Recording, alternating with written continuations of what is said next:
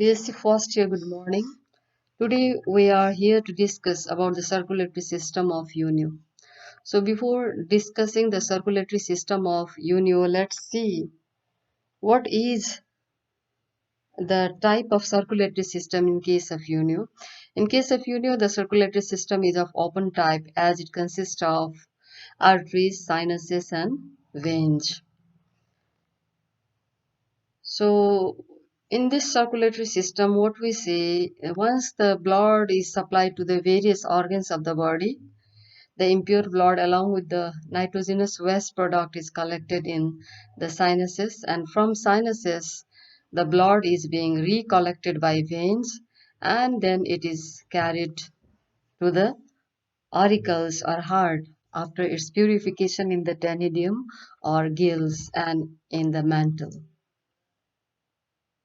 So general pattern of any circulatory system is once the blood is pumped by the ventricle to various tissues and body organs, the tissues and body organs they absorb oxygen from the blood and they release carbon dioxide and nitrogenous waste product.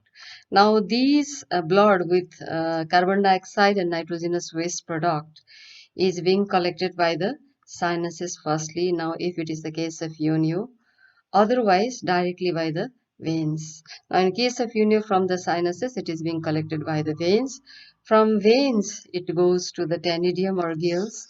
Once the blood is purified in the tenidium or gills and also in the mantle, then it is being recollected in the auricle. So in case of UNIO, per minute the heart beats 20 to 100 times. As for the shape and size of the animal, it seems to be too small and sedentary. Comparing to the animal, we see that the heartbeat is adequate per minute. Okay. So in the circulatory system of UNIO, you see various parts. The foremost part is blood.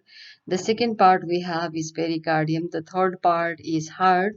The fourth part is arteries. The fifth one is sinuses. And the last one is the veins. Now, if you see the blood color, in case of UNIO, the blood is colorless, consisting of plasma and leukocytes. If you see and talk about the pericardium, let me move towards the next. So here we have the diagram of heart.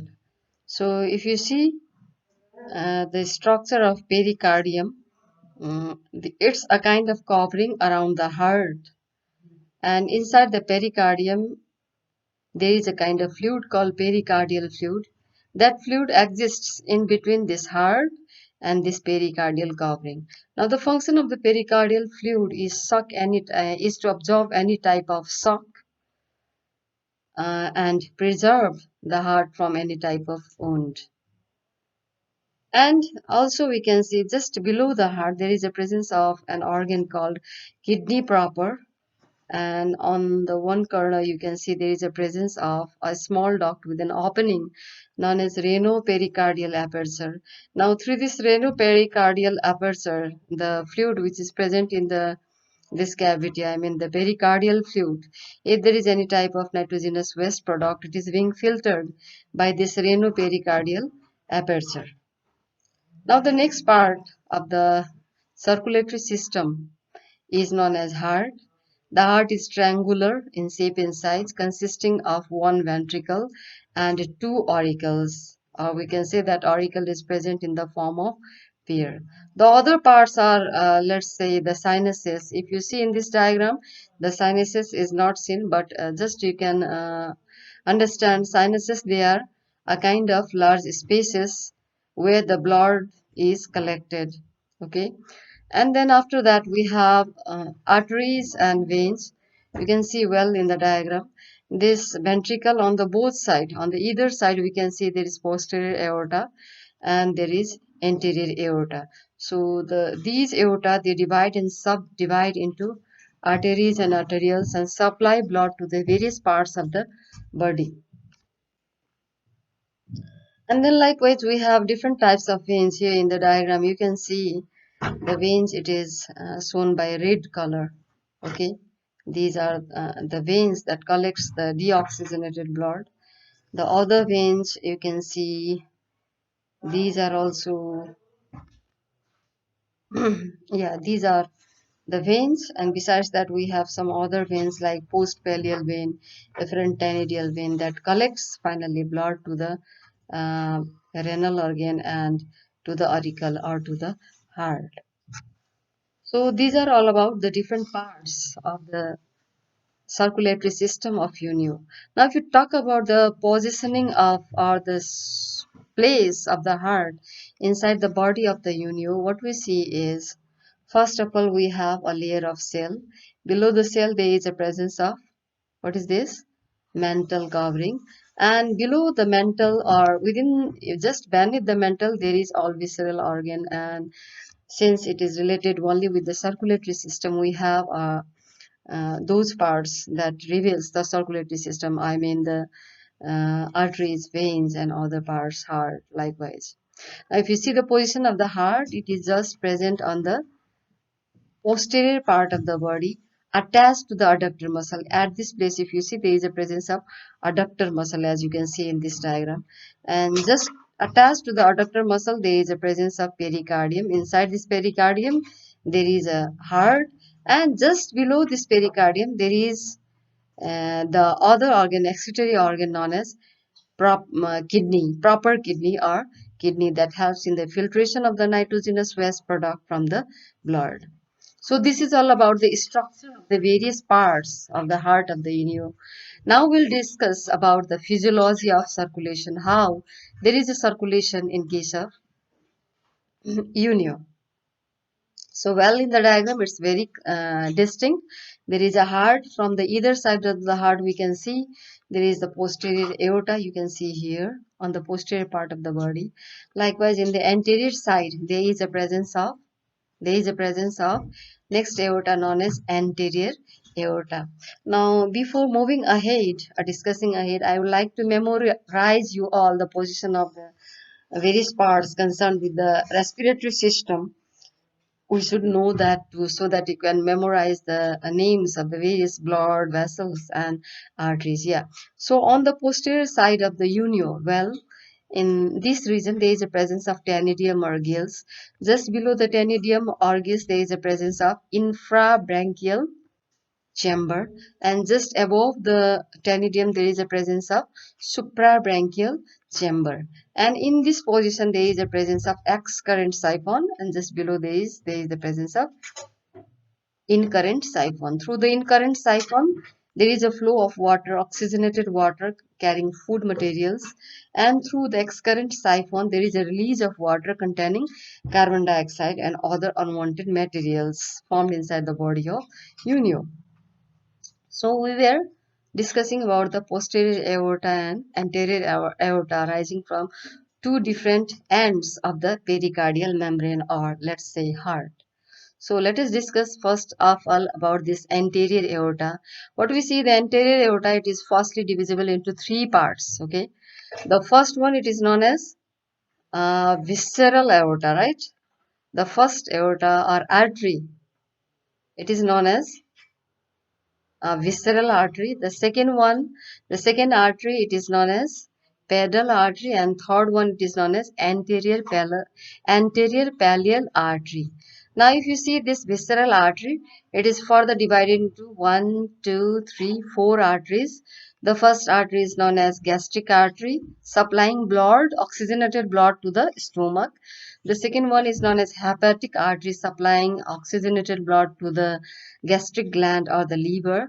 The third, which is known as intestinal artery, it supplies blood to the intestine. And last one is known as the genital artery that supplies blood to the genital organ. So likewise, we have the second artery known as pedal artery. Well, you can see there is a foot.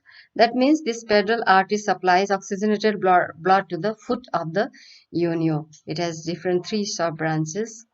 And the last artery is known as anterior pallial artery, means this anterior pallial artery, it supplies oxygenated blood to the anterior portion of the mantle. Okay, anterior portion of the mantle.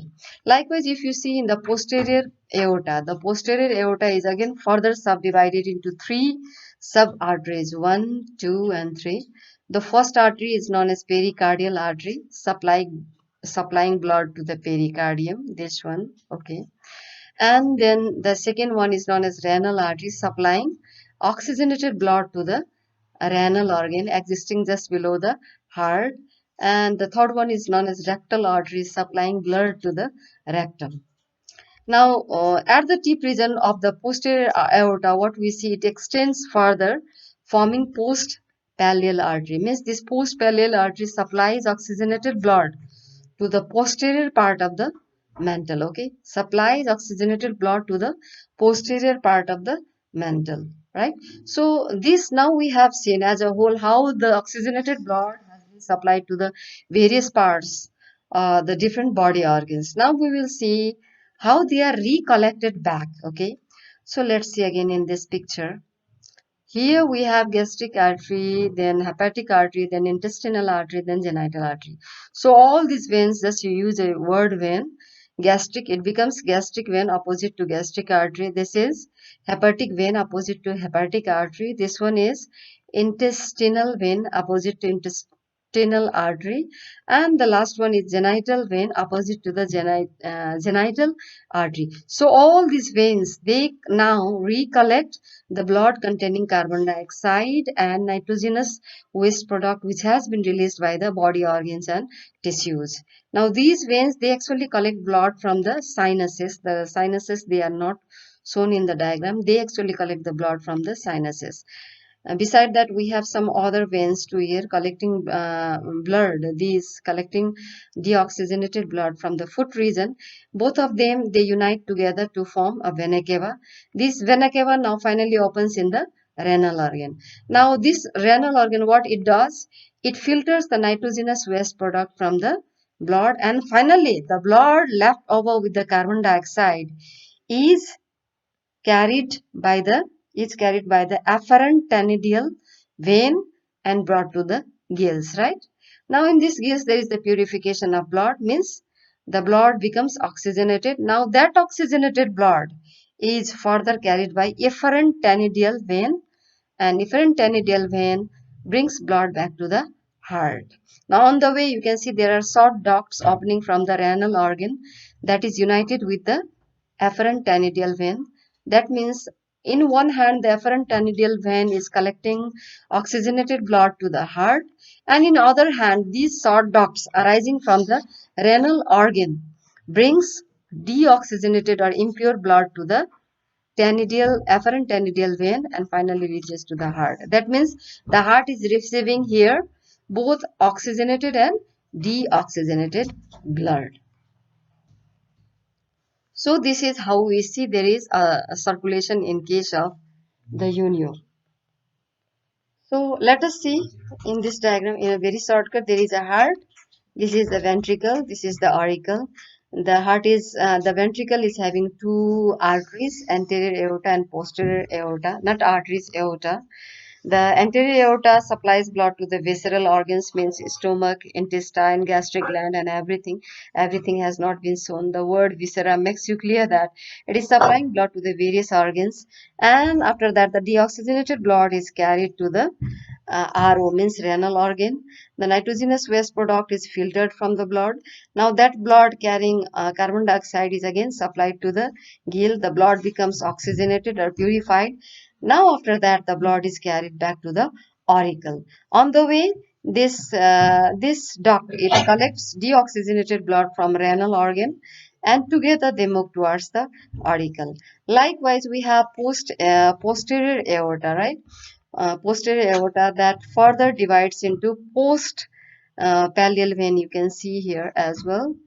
Post pallial vein. I mean post pallial vein.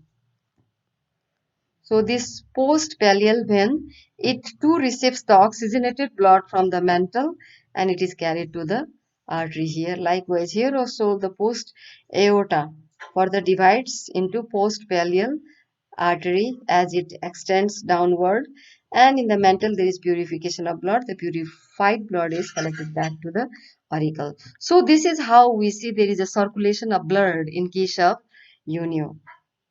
Okay, so we have some notes on the physiology of blood circulation. You can take this.